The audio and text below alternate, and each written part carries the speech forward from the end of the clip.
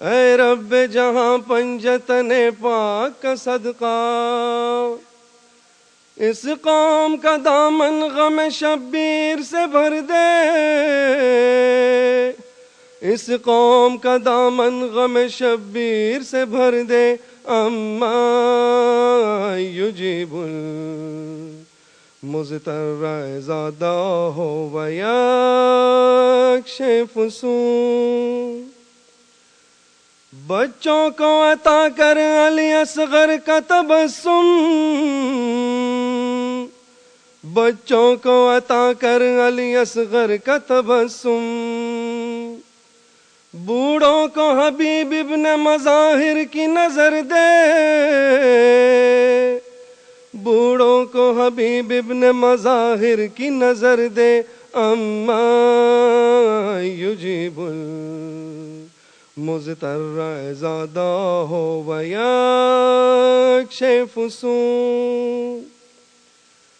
کم سن کو ملے ولولائے اون و محمد، کم سن کو ملے ولولائے اون و محمد، ہر ایک جواں کو علی اکبر کا جگر دے،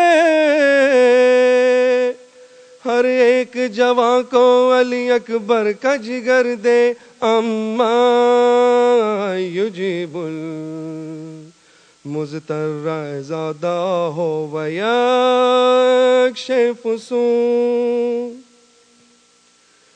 ماں کو سکھا ثانی زہرا کا سلیقہ، ماں کو سکھا ثانی زہرا کا سلیقہ،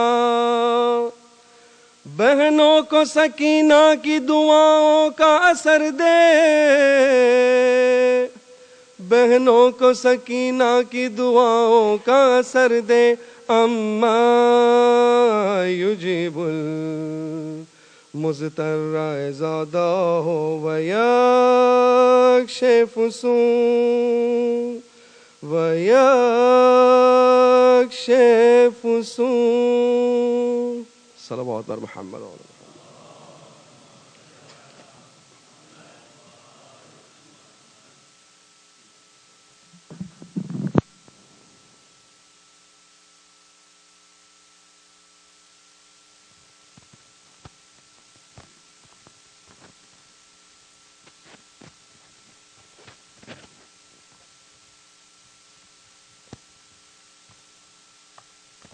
محمد علی محمد صلوات۔ Mu'mineen, please come forward.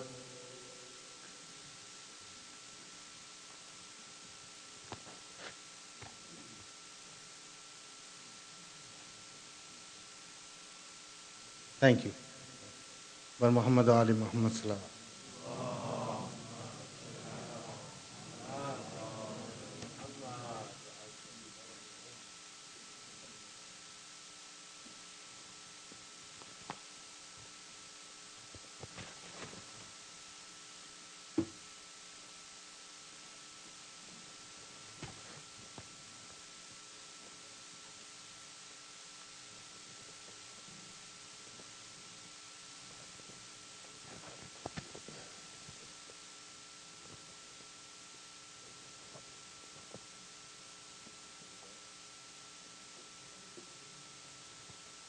رحم الله من قرأ سورة الفاتحة.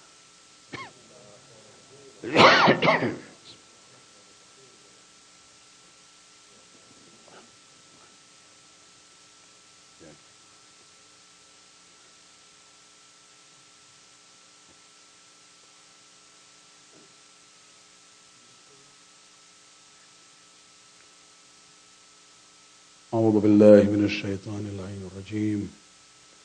بسم الله الرحمن الرحيم. الحمد لله الذي لا يبلغ مدحته القائلون ولا يحصي نعماه العادون ولا يؤدي حقه المجتهدون، الذي بعد فلا يرى وقرب فشهد النجوى تبارك وتعالى، والصلاة والسلام على سيد الأنبياء وخاتم المرسلين وشفيع المذنبين سيدنا ونبينا بالقاسم محمد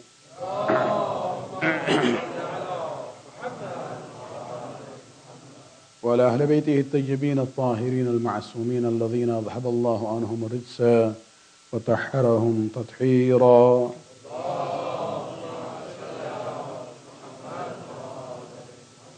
واللعنة الدائمة الباقية لأعدائهم ومنكر فضائلهم وغاصب حقوقهم من الآن إلى قيام يوم الدين. أما بعد، فقد قال الله سبحانه وتعالى في كتابه الكريم: إن الدين عند الله الإسلام. صلوات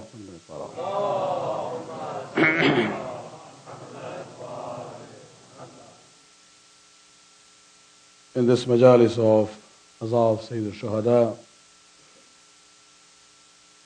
we get the opportunity once again to sit down and renew our pledge to our madhab and deen. It's also an opportunity basically to further our education and knowledge about our faith. And in this series of Majalis, this is the third one, where the theme is continuity and change in Islam. The attempt is basically to answer the question that how can Islam, as a religion which came in the 7th century of the Common Era in the Arabian Peninsula, how can it still be a source of guidance and relevance to us in the 21st century in this part of the world? And the answer of that lies in the ability to distinguish the continuity and the change process in Islam. Initially, in the last two Majalis, I emphasized the point that there are three areas where we will be looking at this process of continuity and change in Islam. The first was the issue of the system of beliefs, i'tiqadat. And the second is the system of rituals, ibadat. And the third, which will be the main topic of discussion for the rest of the Majalis from tomorrow, is basically known as the lifestyle or the way of life, which we would term as mu'amalat. As far as the first of the three areas are concerned, when we talk about the system of belief, when we talk about i'tiqadat, the statement was very clear from the beginning that when it comes to i'tiqadat, we will see continuity there and there is no room for any change as far as the belief system is concerned. Yes, Islam came 1400 years ago. It started with the process of saying that there is only one God, and that one God is still one God. It's not that because now it's 21st century, that one God has become three gods. No. And so when we look at the i'tiqadat, we know that there will be no change in that at all.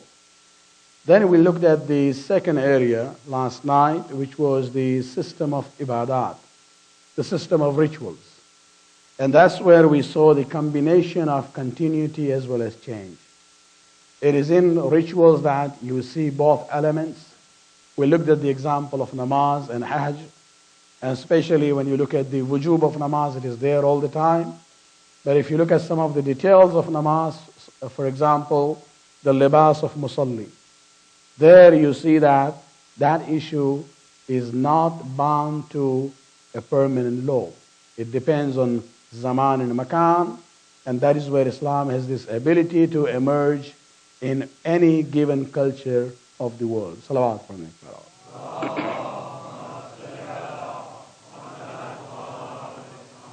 Tonight I would like to spend some more time on this system of rituals and emphasizing on the point of Hajj where I ended last night. That even if you look at the lunar system for our calendar, for our rituals, the reason is that Islam is a world religion. Allah subhanahu wa ta'ala wanted to accommodate the wishes or the will of all the nations in different parts of the world. So it will never be that, for example, if Ramadan was coming according to the solar system, then some parts of the world will always have it in winter, and other parts of the world will always have it in summer. And this was not really, according to the fairness and justice of Allah subhanahu wa ta'ala. And therefore, when it comes to the rituals, Allah subhanahu wa ta'ala decided to base our religious calendar on the lunar system. And so there is a rotation. Ramadan, then it comes in all different seasons, and people in all different parts of the world, go through different seasons when it comes to the fasting of the month of Ramadan. Salawat alayhi.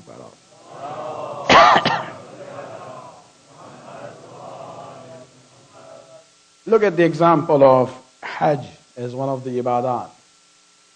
There also we see that this is a constant value in Islam. This will never become obsolete. In Quran, where Allah subhanahu wa ta'ala says very clearly in Surah Al-Imran, وَلِلَّهِ عَلَى النَّاسِ حِجَّ الْبَيْتِ مَنِ اسْتَطَاعَ إِلَيْهِ سَبِيلًا.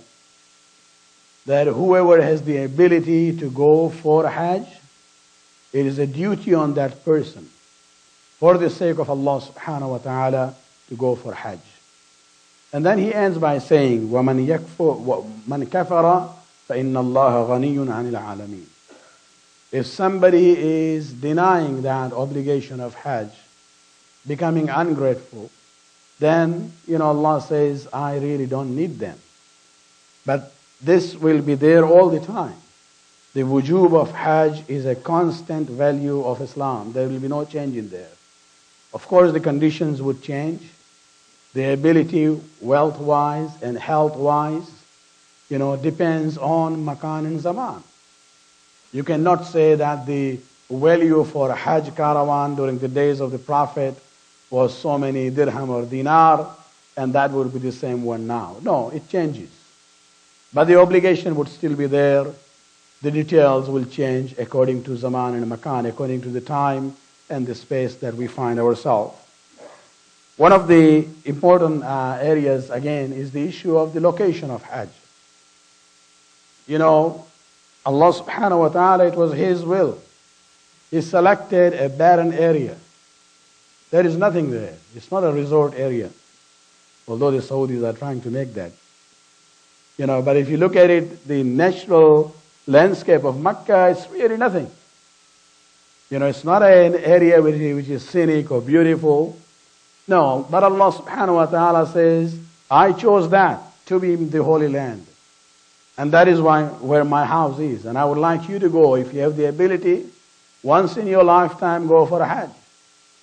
And so we cannot change the location and say, bring it to Orlando or, somewhere, Safari Park in Africa. No. It is where it is. But then, when we look at this issue, man istata'a ilayhi sabila, whoever has the ability to make the journey to Mecca, the means of transportation. The Prophet always traveled on camel. But we cannot tie Islam to that mode of transportation, because the location of Hajj is fixed. The obligation is there. But the means of transportation depend on makan and zaman. And so it doesn't matter, whether we go to Mecca on a camel or a horse, or we go for our foot, or by ship or airline or car. It doesn't matter at all. And that is where Allah subhanahu wa ta'ala says, Man istata'a ilayhi sabila. Whoever has the ability to reach to the place of Mecca. Salawat alayhi.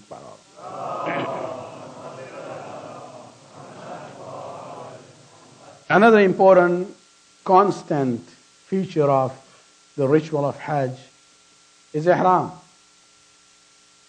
It was wajib during the days of the Prophet for the Hujjaj to put on the ihram, which is the special garment of the pilgrims. And it's wajib even now.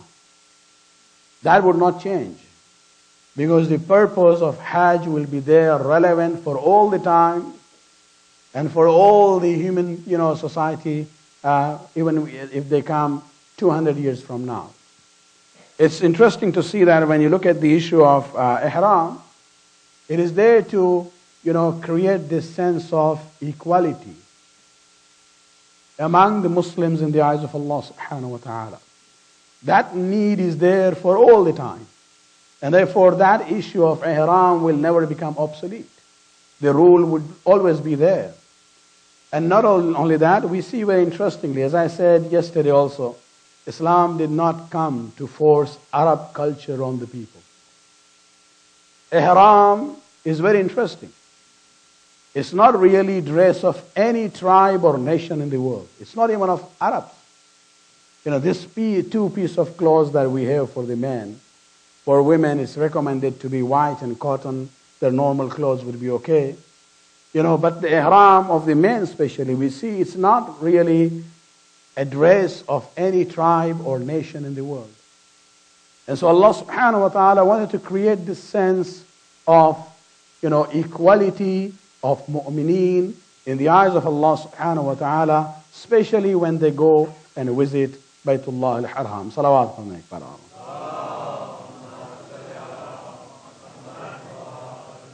Before even we enter the haram, the sacred territory, we had to put on the ihram. When we get rid of our normal clothes, symbolically we are being told, whatever marks or distinction that you have for yourself, you have to get rid of it. Now you are going in the holy presence of that house, which is the house of Allah subhanahu wa ta'ala. And here you have to come like anyone else. And this is where we see, we might be somebody in our own community.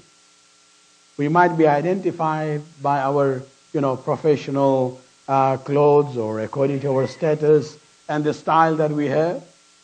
But when we go for Hajj, when we put on the ihram, the whole purpose of ihram is basically to get rid of the artificial marks of distinction that we have. And I don't want to give you an example of yourself or anyone else. I'll give the example of my own uniform here. In my own center, when I go there, not everybody else is dressed in this way. I have my own identity in a way. And I have to be careful. It's not only the amama I'm putting on my head, I have to make sure it doesn't go into my head on a mental level. That it doesn't, go to the level of arrogance. I have my reserved parking, even if the center there in Toronto, for example, is fully packed. Even if I come half an minute before that, I still have my reserved parking. But when I go for a Hajj, this is what I'm being told. You might be somebody in your own center, but now you are visiting the house of Allah subhanahu wa ta'ala. You have to get rid of all the marks of distinction, the artificial marks of distinction that you have created around yourself. You have to put on the ihram like anyone else. And this concept of being the abd of Allah subhanahu wa ta'ala, the servant of Allah subhanahu wa ta'ala, is forced by this ritual, and therefore this ritual of ihram will never change in the Islamic faith. Salawat alayhi.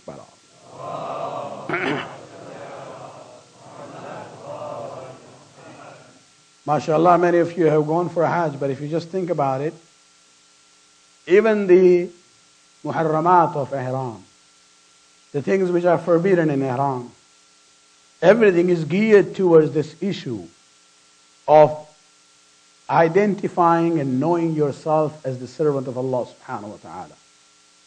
Anything to do with jewelry or cosmetics is forbidden. You go there the way you are.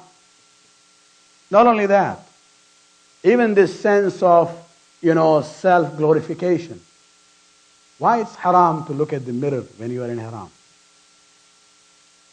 It's not only the issue of not combing your hair or not seeing how you look. Don't even look at your face. Forget yourself. You are a nobody. You are only the abd of Allah subhanahu wa ta'ala. And so when we look at this process of Hajj, there are things in there which will never change with the passage of time or the difference in the location of Muslims. Whether they are in Arabia or Asia or Europe or America, there are certain constant values which were always there, part of the rituals of Hajj. Salawat alayhi.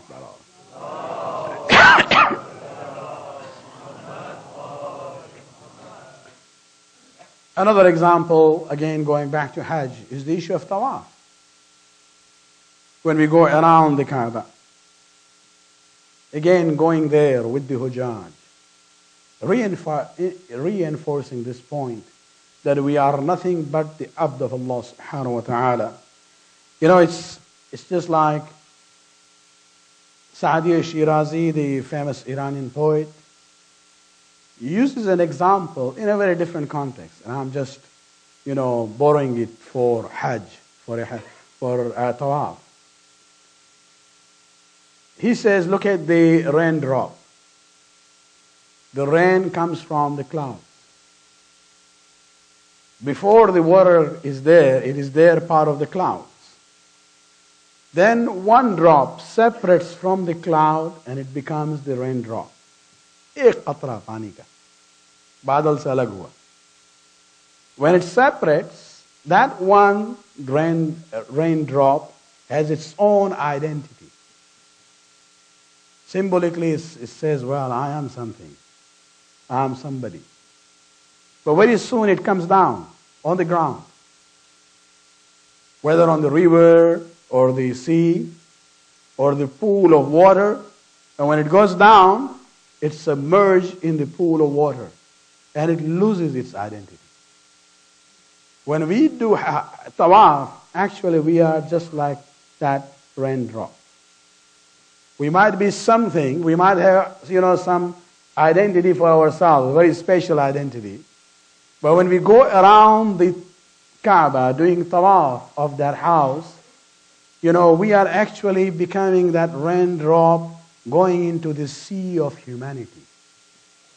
Everybody is dressed in the same way and going in the same direction around the house of Allah subhanahu wa ta'ala. That is to reinforce this concept that your true identity is Abdullah or Amatullah and nothing else. When we pass away, what happens? You can have the biggest of the leader of a country or the most sacred marja of the time. In namaz janaza, what do? We address in the dua, and the last dua that we have in namaz janaza, Allahumma inna hadha abduka wa ibn abdik. Oh Allah, he is your servant. No more titles, no more degrees, no more names. And that is what we are being taught when we talk about the issue of ihram and the issue of tawaf in Hajj. Salawat alaykum.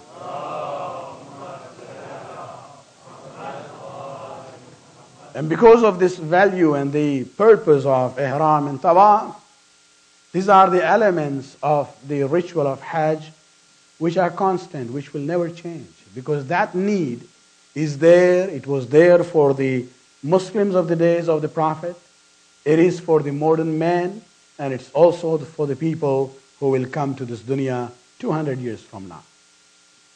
Even if you look at the direction in which we do the tawaf. Salawat for me.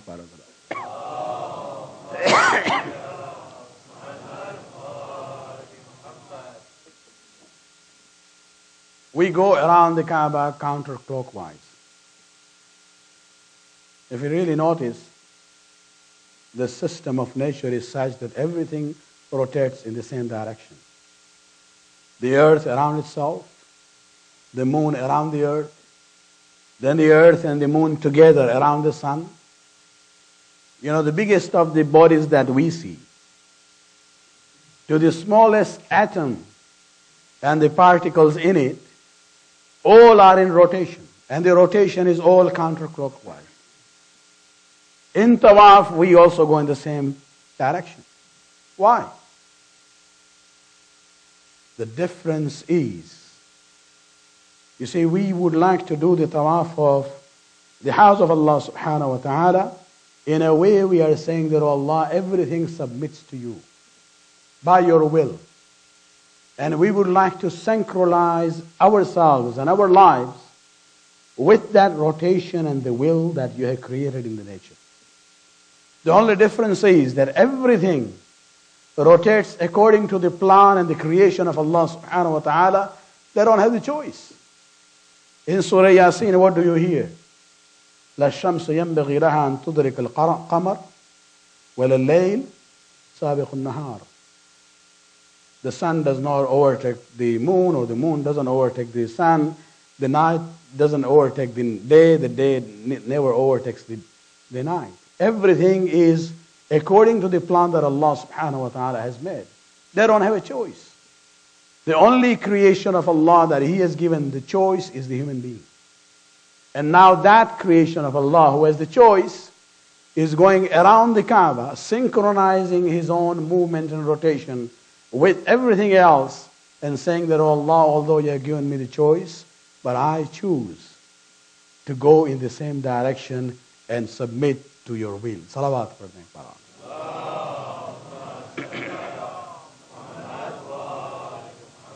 And so the lesson of Hajj is such that when we look at the rituals, those rituals are the constant part of the Islamic teachings, and they will not change. The issue of identifying ourselves, knowing that we are the servants of Allah subhanahu wa ta'ala. Of course, those whom Allah has chosen, their status is different. Even if they come in simple ihram, they will be known. And let me give you an example of our fourth Imam, Imam Zainul Abidin alayhi salatu wassalam.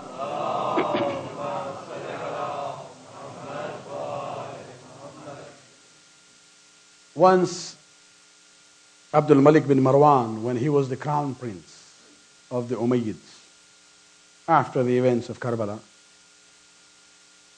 of course they were stationed in Damashq, and he traveled from there, whether it was Hajj or Umrah, I'm not sure about it, but he went to Mecca, and he came, of course, these are kings or the princes, and they come with their entourage, just like the Saudis do when they come for tawaf. So he has, Syrian soldiers with him. When he went into Masjid al-Haram, it was so much crowded that he could not do the tawaf. And nobody really respected him to give him extra room to do the tawaf. So he decided to go to the corner and wait until the crowd becomes less, then he will go and do the tawaf. So he was sitting there in the corner with the Syrian, soldiers, who probably had come to the Mecca for the first time. All of a sudden they saw that the entire community doing tawaf around the Kaaba, they started giving way to somebody who was coming towards the Kaaba. These Syrian soldiers were surprised. They said, we are here with the crown prince. Nobody gave way for him. Who is this person coming? So one of them asked Abdul Malik, Man hadha? Who is this? Abdul Malik bin Marwan knew who is that. This was our fourth Imam.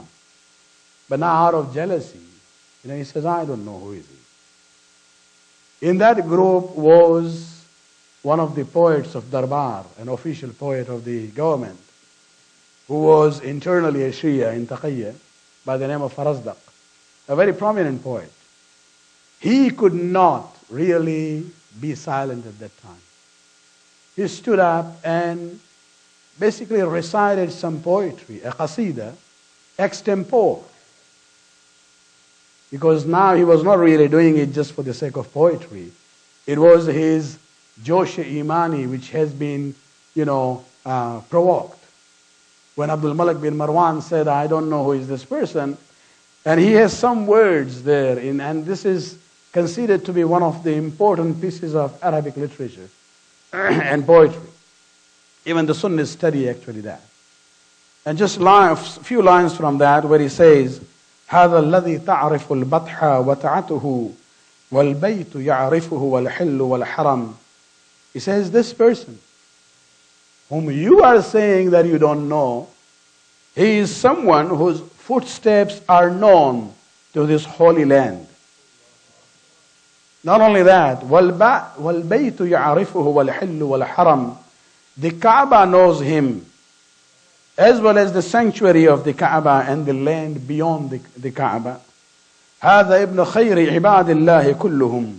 هذا التقي النقي الطاهر العلم. He is the best of Allah's creatures and servants. He is the pious, the pure, and the most knowledgeable. يكاد يمسكه Irfan Rahat ركن الحتيم إذا ما جاء يستلم. This is very powerful words from him where he says, if the black stone would know who is kissing him, the black stone would grab onto his hand and kiss his hand. And you are saying you don't know it? And then he says at the end, إذا رعته قريش قال قائلها إلى مكارم هذا ينتهي الكرم. When the important figures of Quraysh, when they look at him, they say, with his character, nobility reaches to its perfection. ليس قولكم من حاذ بزائره لا عرب تعرف من أنكرت والعجم. You know, by you saying من هذا, who is he, you don't know him, it doesn't diminish his status. Because the Arabs know him as well as the non-Arabs know him. هذا ابن فاطمة ابن كنت جاهله. And if you truly don't know him, he is the son of Fatima. بجده أنبياء الله قد ختموا. And with his grandfather, the chain of nubuwwat has come to its end. Salawat.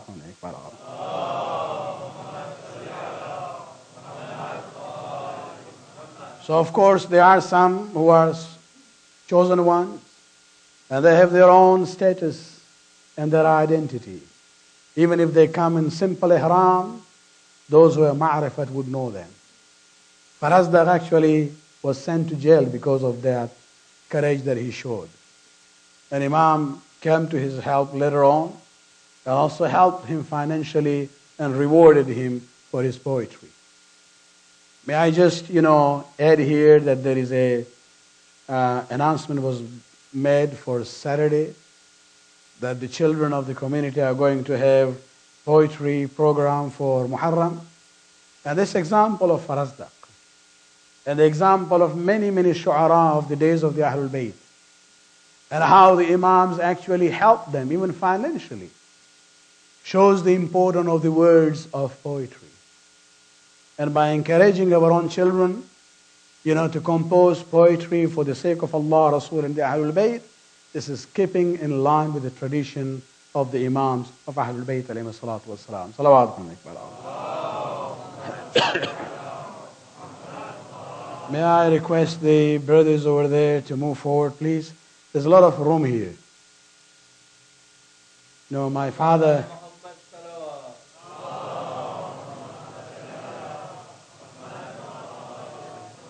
My late father used to say that many people leave extra space. Maybe Malaika will come to the Majlis, but the Malaika will find their own space. You move forward. Salawat.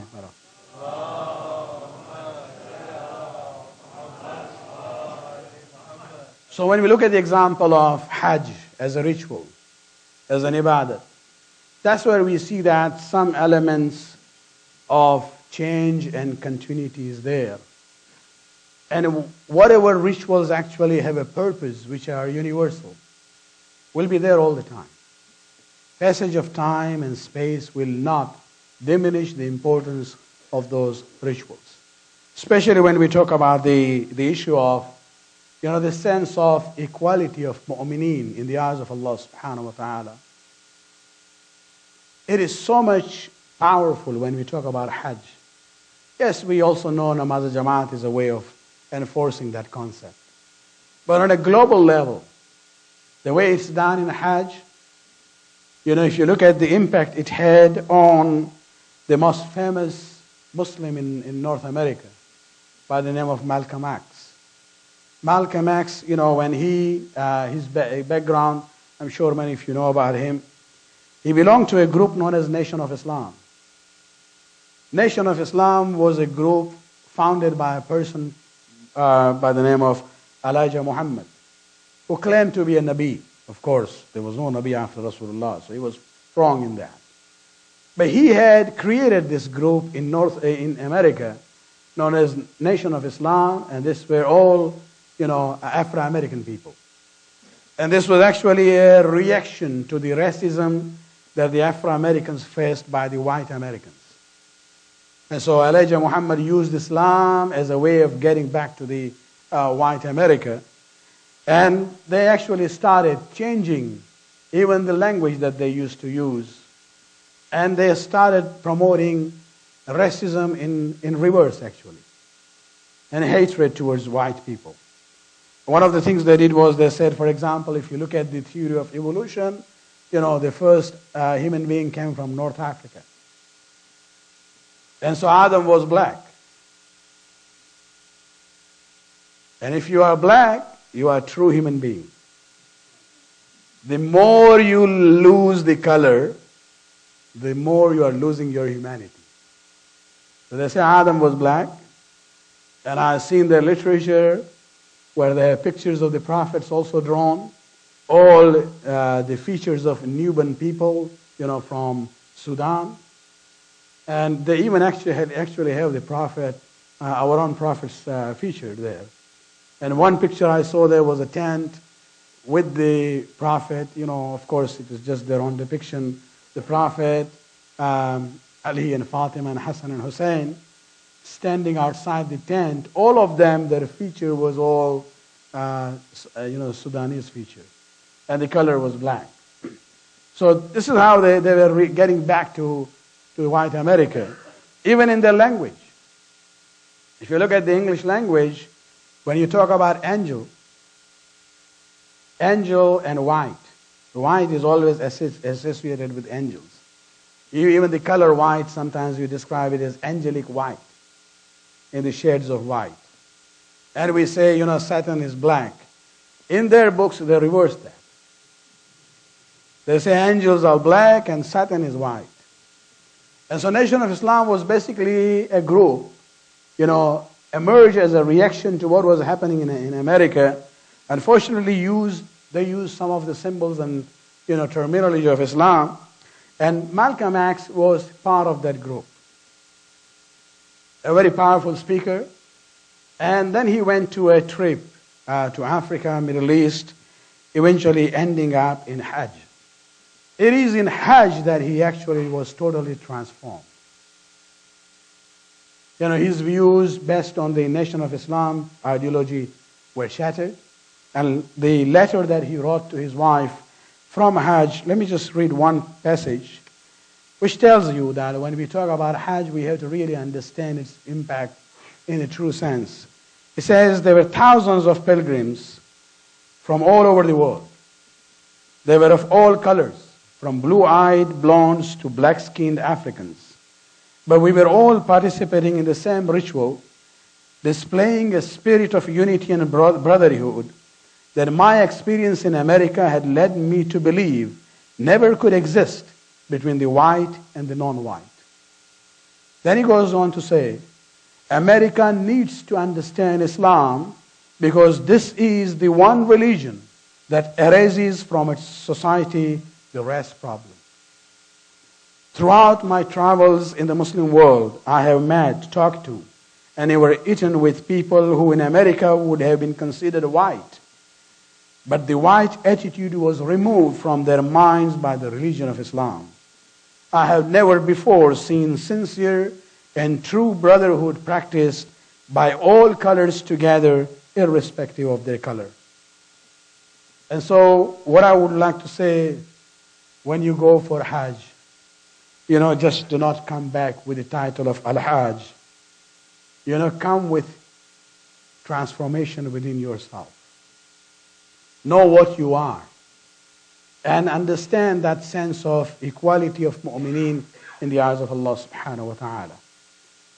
When we look at the Christians, they have a term called born again Christians. I would say when you go for Hajj, especially the first time, when you come back, you should be born again Muslim. You should be a Muslim who has transformed himself or herself inside out, where we know our true identity as the servant of Allah subhanahu wa ta'ala, and then we do not look at people based on their color or culture or language. We look at them on the basis of Iman and Islam. Salawat.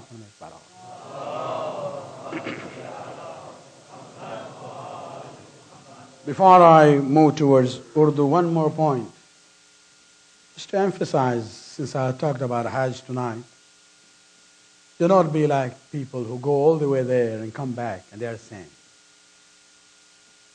There was a Maulana in England who I had the opportunity to see once or twice. Even late 80s he had come even to Vancouver. A very calm and polite person. You know, where he would not become angry. Someone like me. I think you can testify. 8 years I was here. You know, he would not become angry. But there is one incident, he says, he had taken a group of mu'mineen from Birmingham for Hajj. And he says, there was a time when I became angry by the Baytullah. After doing the tawaf, 7 times going around the Kaaba, after tawaf, what do? 2 rakat namaz tawaf. One of the mu'mineen came to him and said, Maulana, Qibla kahan hai? Maulana, we've done tawaf of the Kaaba. Now we are saying we will do namaz. Where is the Qibla? You have gone around the Kaaba 7 times. You don't even appreciate that? You're standing there after tawaf, you're asking me where is the Qibla?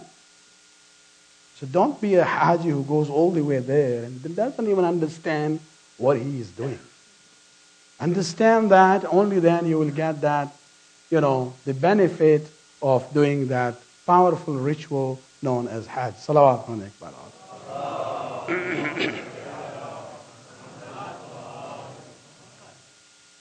اسلام عالمی اور آفاقی دین ہے،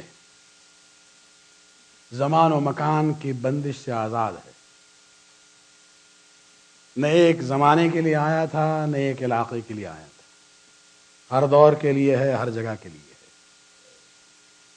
لیکن اسلام کے اس آفاقی حیثیت کو سمجھنے کے لیے یہ لازمی ہے کہ ہم اسلامی تعلیمات میں جو ثابت اور متغیر پہلو ہیں اس کو سمجھیں، یعنی جو کانسٹنٹ اور چینجنگ فیچرز ہیں اس کو آئیڈینٹیفائی کر سکیں، کیونکہ اگر اس کو آئیڈینٹیفائی نہیں کریں گے تو ہم وہ اسلام کو آفاقی نہیں مان سکتے۔ اسی وقت یہ آفاقی ہوگا اور عالمی ہوگا کہ اگر ہم یہ سمجھیں کہ کون سے حصے اسلام کے وہ ہیں کہ جو ہمیشہ ہیں، جس میں تداوم ہے، جس میں ثبات ہے، جس میں تبدیلی نہیں آ سکتی، اور کون سے وہ پہلو ہے اسلام کے کہ جس میں تغیر بھی آ سکتا ہے، تبدیلی بھی آ سکتی ہے، چینج بھی آ سکتا ہے۔ حج کی ہم نے مثال دی ہے عبادات کے حوالے سے، اعتقادات میں تبدیلی کبھی نہیں آئے گی، عبادات میں کہیں کہیں آپ دیکھیں گے ثبات ہے ہر جگہ، کہیں کہیں آپ دیکھیں گے اس میں تغیر اور چینج بھی آ سکتا ہے۔ حج کے بہت سے ایسے ارکان ہیں کہ جس میں چینج نہیں آئے گا، اس لیے کہ حج کا جو مقصد ہے کہ مومنین میں برادری اور برابری کا تصور فروغ دیا جائے، یہ ضرورت ہمیشہ کے لیے ہے، یہ صرف اب عربوں کے لیے نہیں تھا رسول کے زمانے میں، ابھی بھی ہے، ہر قوم کی یہ ضرورت ہے۔ آپ پورے عالم اسلام میں دیکھیں، مسلمانوں میں آپس میں جو اختلافات ہیں، مذہبی چھوڑیے، زبان کی بنیاد پر، قومیت کی بنیاد پر مسلمان ہوتے ہوئے آپس میں لڑتے ہیں، تو یہ ضرورت جو ہے ہمیشہ کی ضرورت ہے، لہٰذا وہ ارکان اسلام کے جس کی ضرورت ہمیشہ رہے گی وہ کبھی بھی نہیں بدلیں گے۔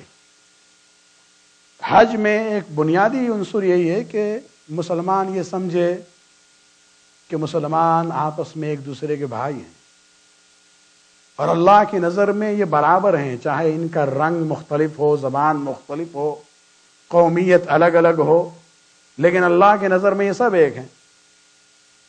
اس کو اسلام نے آیات قرآنی میں بھی انفورس کیا ہے۔ سورہ حجرات کی جو مشہور آیت ہے، یا ایھا الناس انا خلقناکم من ذکر و انثی، وہاں خطاب مومنین سے نہیں ہے، خطاب انسانوں سے ہے کہ ہم نے تم کو ایک مرد و عورت سے پیدا کیا، آدم اور حوا سے، وجعلناکم شعوبا وقبائل، اور پھر خدا کی مشیت تھی کہ خدا نے آدم اور حوا کی نسل کو مختلف قبیلوں میں اور نیشنز میں ڈیوائیڈ کر دیا. ہم ویرائٹی چاہتے ہیں، اللہ بھی ویرائٹی چاہتا ہے. اللہ بھی انسانوں کی شکل میں جو ہے ویرائٹی چاہتا ہے، کلر کے لحاظ سے، زبان کے لحاظ سے، قومیت کے لحاظ سے. لتعارفوا، تاکہ تم ایک دوسرے کو آسانی سے پہچان سکو. اس لیے نہیں کہ ہم کہیں کہ بھائی ہم گورے ہیں آپ کالے ہیں لہٰذا ہم افضل ہیں، یا ہم عرب ہیں آپ عجم ہیں لہٰذا ہم بہتر ہیں. نہیں، ان اکرمکم عند اللہ اتقاکم، تم میں اگر واقعاً صاحب عزت کوئی اگر ہے تو وہ ہے جو اللہ کی نظر میں پرہیزگار اور متقی ہو. دیندار انسان دوسروں پر فوقیت رکھتا ہے. بات رنگ، زبان اور کلچر کی نہیں ہے. اور اس کو رسول اسلام نے بھی حج کے ذریعے، اپنے اقدامات کے ذریعے، فتح مکہ میں پہلی اذان خانہ کعبہ کے چھت پر کس نے دی؟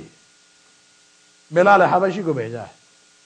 وہ بلال حبشی جو حبشی تھے، شین اور سین میں فرق نہیں کرتے تھے.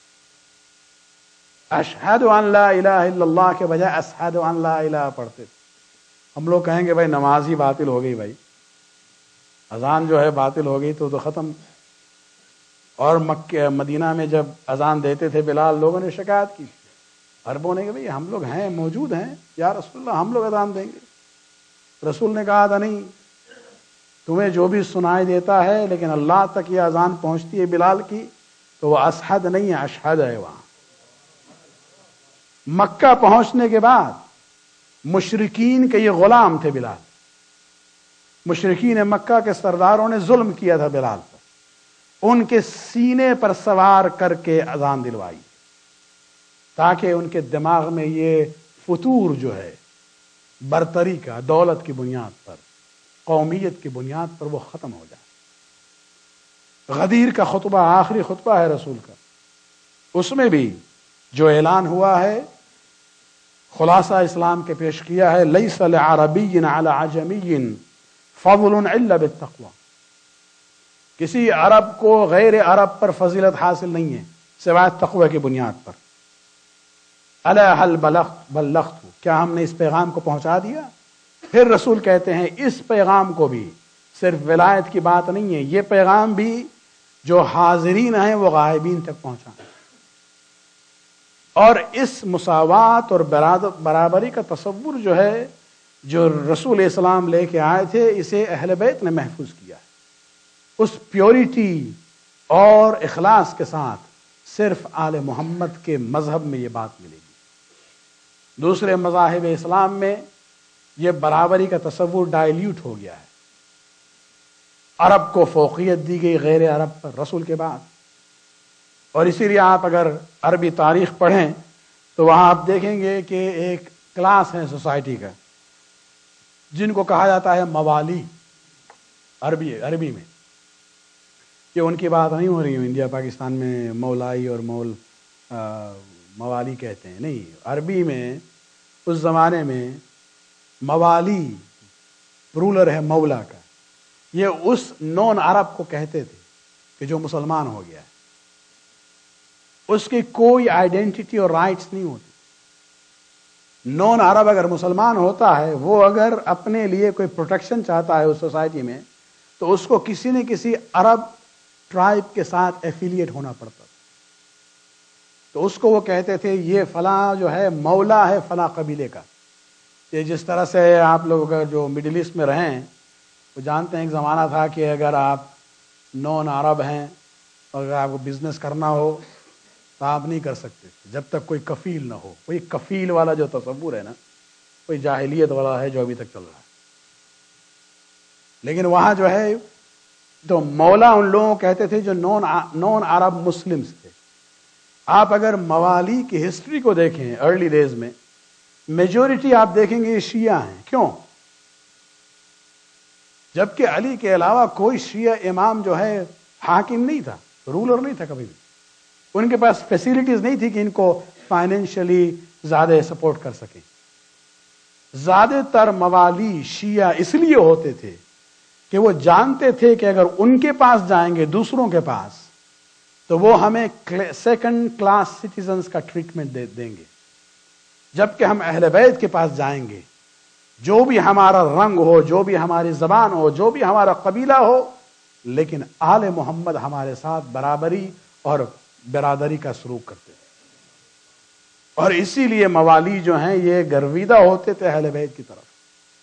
آپ کربلا میں بھی دیکھیں، وہاں بھی آپ کو ایک عجیب مکسچر نظر آئے گا، اور واقعاً کربلا ہمارے لیے یونیورسل ایگزامپل ہے ہر چیز کے۔ وہاں آپ کو عرب بھی ملیں گے، عجب بھی ملیں گے، سفید بھی ملیں گے، کالے بھی ملیں گے، امیر بھی ملیں گے، غریب بھی ملیں گے، مالک بھی ملیں گے، غلام بھی ملیں گے۔ وہ لوگ بھی ملیں گے جو سوسائٹی میں صاحب حیثیت تھے، اور وہ لوگ بھی ملیں گے کہ جن کی کوئی حیثیت نہیں تھی۔ اصحاب حسین میں سبھی لوگ تھے، اور سب جو ہیں ایک ہی مقصد کے لیے جمع ہوئے تھے کہ حسین کی حفاظت کرنا ہے اللہ کی خوشنودگی کی خاطر۔ اور آج ہم چاہیں گے انہی میں سے ایک شہید کا ذکر کریں کہ جن کا رنگ سیاہ تھا، قبیلے کے اعتبار سے وہ عرب نہیں تھے، اسٹیٹس کے اعتبار سے وہ غلام تھے، بعد میں آزاد ہوئے ہیں، اور یہ ایکچولی تھے سودان کے جناب جون۔ ان کے اگر آپ بیک گراؤنڈ کو دیکھیں بڑا انٹرسٹنگ ہے، روایات میں تھوڑا ڈفرنس ہے کہ یہ علی کی طرح کے پاس پہلے آئے تھے یا ابو ذر کے پاس پہلے آئے تھے، جو بھی ورژن آپ لیں، لیکن ان کو کہا جاتا ہے جون مولا ابی ذر الغفاری۔ یہ غلام تھے جناب ابو ذر غفاری کے، لیکن ابو ذر غفاری وہ شیعہ تھے کہ جنہوں نے محبت اہل بیت کو اپنے تک محدود نہیں رکھا، بلکہ وہ لوگ بھی جو ان کے ساتھ ایسوسیٹ کرتے تھے، ان کے دل میں بھی وہ محبت کا جذبہ آل محمد کے سلسلے میں پیدا کیا، چاہے وہ غلام ہی کیوں نہ ہو۔ ہم میں وہ جذبہ ہے کہ اپنے ایسوسیٹس میں، اپنے دوستوں میں، جاننے والوں میں آل محمد کے محبت کو فروغ دے۔ ابو ذر سے سیکھیے، اتنے پکے شیعہ ہوئے جناب جون کہ جناب ابو ذر کے وفات کے بعد انہوں نے اپنے کو علی ابن ابی طالب سے منسلک کر دیا، تو ان کی خدمت کرتے تھے، بلکہ سمجھیے انہی کے گھر میں رہتے تھے ایک لحاظ سے۔ امام کی شہادت کے بعد امام حسن سے منسلک ہو گئے، امام حسن کی شہادت کے بعد امام حسین سے منسلک ہو گئے، اور یہاں تک کہ جب یہ قافلہ مدینہ سے مکہ اور مکہ سے کوفہ کی طرف روانہ ہوا ہے، جن لوگوں کو حسین لے کے گئے جون ساتھ تھے۔ عمر کے اعتبار سے آلریڈی اگر آپ ان کا زمانہ دیکھیں، یہ بزرگ تھے، یہ جوان نہیں تھے۔ عاشور کے دن جب شہادت کا مرحلہ آتا ہے اور اصحاب نے اپنی شہادتیں پیش کرنا شروع کر دی، اس وقت جناب جون بھی آتے ہیں امام کی خدمت میں اور اذن جہاد مانگتے ہیں۔ امام نے جون کی ضعیفی کو دیکھا، جون کے خدمات کو یاد کیا اور کہا جون تم نے بہت خدمت کی ہے، بابا کی بھی خدمت کی ہے، بھائی کی بھی خدمت کی ہے، ہمارے بچوں کی بھی خدمت کی ہے، لیکن ایک ضعیفی میں ہم نہیں چاہتے ہیں کہ اس مصیبت میں تم ہمارے ساتھ شریک ہو۔ جون نے مولا کو دیکھا، کہا مولا یہ عجیب و غریب بات آپ نے کی کہ جب آپ کے حالات بہتر تھے ہم آپ کے ساتھ رہیں، اور جب آپ پر مصائب آئیں تو ہم آپ کو چھوڑ دیں، یہ نہیں ہو سکتا ہے۔ جناب جون نے پھر ایک جملہ کہا ہے، ایک روایت کے لحاظ سے اپنے کو امام کے قدموں پر گرا دیتے ہیں اور بوسہ لیتے ہیں قدموں کا، اور ایک جملہ کہا ہے کہ مولا مجھے معلوم ہے میرا رنگ جو ہے کالا ہے۔ ہمیں سبق ملتا ہے جون سے کہ اپنے امام وقت سے جب ہم حاجت طلب کرتے ہیں دعائے توسل میں، ان کو واسطہ قرار دیتے ہیں اللہ کے لیے، یا جب اپنے رب سے ہم بات کرتے ہیں تو وہاں حق کا مطالبہ نہ کریں، اس زبان کو استعمال کریں جو محبت کی زبان ہوتی ہے۔ جون جانتے تھے کس طرح سے درخواست کی جائے تاکہ امام انکار نہ کریں، امام کی نفسیات سے واقف تھے۔ کہتے ہیں مولا ہم جانتے ہیں میرا رنگ کالا ہے، میرا حسب و نسب کچھ نہیں ہے، کوئی بڑے خاندان کے ہم نہیں ہیں، ایک سابق غلام ہیں ہم، میرے جسم سے بھی شاید بہت بدبو آتی ہو، لیکن تنفس علی الجنہ، لیکن مولا مجھے جنت کا پروانہ دے دے، شہادت کی اجازت دے دے تاکہ ہم جنت میں آپ کے ساتھ جا سکیں۔ جس انداز سے درخواست کی ہے، امام نے جون کی درخواست کو قبول کیا، اجازت دیتے ہیں، لیکن یہ ضعیف سپاہی کب تک لڑتے؟ جہاں کی جنگ لڑی ہے، ایک روایت کے مطابق تقریباً 20 یزیدیوں کو فی النار کیا ہے، لیکن ایک مرتبہ ان کے آنکھ پر حملہ ہوتا ہے جس کی وجہ سے یہ آگے دیکھ نہ سکے اور زمین پر گر جاتے ہیں، چاروں طرف سے حملہ ہوتا ہے اور حملہ ہونے کے بعد انہیں شہید کر دیا جاتا ہے۔ امام کو جب خبر ملی ہے، امام اپنے اصحاب کے ساتھ جون کے لاش پر پہنچتے ہیں۔ ایک عجیب و غریب کام کیا ہے حسین نے، جون کے لاش پر کھڑے ہونے کے بعد ہاتھوں کو بلند کیا ہے اور ایک دعا پڑھی ہے، اللہم بید وجہو اللہم طیب ریحو، خداوندہ جون کے چہرے میں نور پیدا کر، خداوندہ اس کے جسم میں خوشبو پیدا کر، وحشرہ مع محمد، اور محمد کے ساتھ محشور فرمانا، وعرف بینہ وبین آل محمد، اور آخرت میں اس کو معرفت دے آل محمد کے ساتھ رہنے کی۔ عجب نہیں کہ آخری وقت تک امام کے کانوں میں جون کا وہ جملہ تھا، وہ دعا کی ہے جون کے لیے کہ 5ویں امام کے مطابق کہ 10 دن کے بعد بھی جب لوگ کربلا گزرے ہیں، جون کے لاش کو جب دیکھا ہے دفن کرنے وقت، دیکھا ہے کہ ان کے جسم سے ایک عجیب خوشبو آ رہی تھی۔ جون سے صرف اتنا کہیں گے، جون آپ بہت ہی خوش نصیب ہے، حسین جیسا امام آتا ہے بالین پر دعا کرنے کے لیے، لیکن ہائے ابا عبداللہ الحسین، جب آخری وقت آیا ہے مولا کے سرا میں کوئی دعا کرنے والا نہ تھا۔ الا لعنۃ اللہ علی القوم الظالمین، سیعلم الذین ظلموا ای منقلب ينقلبون۔ ماتم حسین۔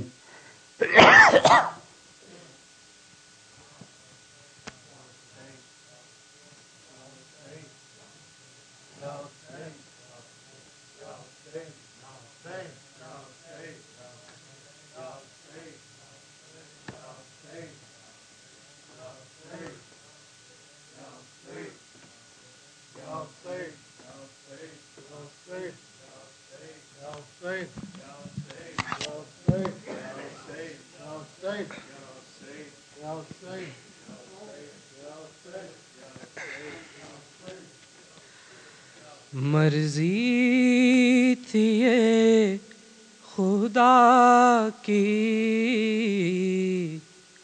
صغرا مدینے رہ گئی، مرضی تھی یہ خدا کی،